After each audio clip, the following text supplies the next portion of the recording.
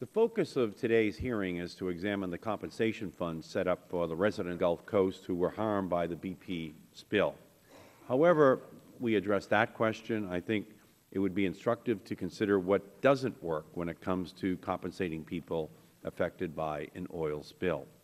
The 1989 Exxon Valdez ran aground in Prince William Sound off of Alaska. The ruptured single-hull tanker belched up to 750,000 barrels of oil into the frigid waters, killing wildlife and harming the fishing industry. For the citizens of Alaska who lived near the spill, the event itself was just the first part of an ongoing nightmare.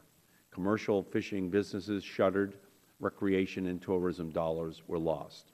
Exxon, meanwhile, immediately entered into a position of aggressive litigation rather than financial mitigation for the people affected. Exxon fought the initial $5 billion judgment by Alaska's courts for years, all the way to the United States Supreme Court. In 2008, nearly 2 decades after the spill, the Supreme Court finally held Exxon accountable for about $500 million in punitive damages to the victims and an additional $500 million of interest on those damages. The litigation went on for so long that nearly 20% of the 32,000 victims seeking compensation had passed away before the final ruling against Exxon. And to top it all off, the first credit default swap ever created stemmed out of the Exxon Valdez spill.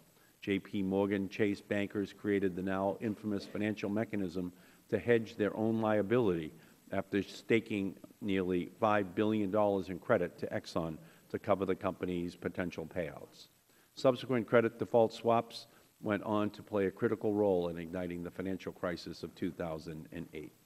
Now let's take a look at the BP Compensation Fund. Within 2 months of the start of the spill, President Obama secured a commitment from BP to set aside $20 billion to begin immediately compensating the American people and businesses affected by the spill. Ken Feinberg, who managed the victim funds following the 9/11 attacks and the Virginia Tech shootings, was asked to take charge of the fund, and he was given complete independence to run it. By late August of last year, Mr. Feinberg and his team were accepting claims and soon paying for lost wages and other economic impacts. Through this fund, people were compensated in time frames closer to days rather than decades. The Exxon Valdez led to the invention of the credit default swaps, but with the BP Compensation Fund, the only question is how quickly could Mr. Feinberg find a way to deal with these issues. Unfortunately,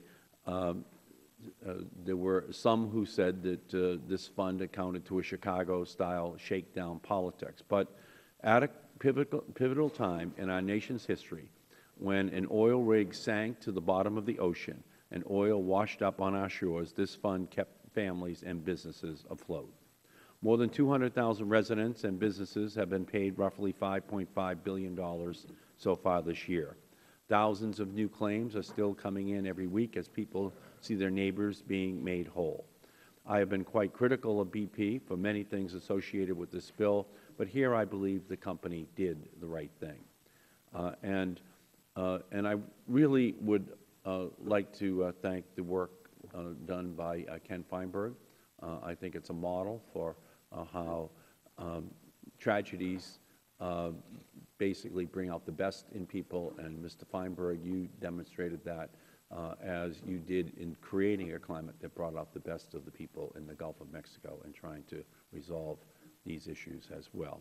And finally, I'd like to thank the Chairman for scheduling the additional day of testimony that I and my fellow Democratic members on the committee requested on the BP spill and the government's joint investigative team report. The minority has requested that the company invite the CEOs of the companies involved in the Deepwater Horizon disaster, BP, Halliburton, Transocean, and Cameron. It is imperative that we receive testimony from the top executives at these companies as this committee evaluates the findings and recommendations in the government's report. And I thank you for working with us, Mr. Chairman.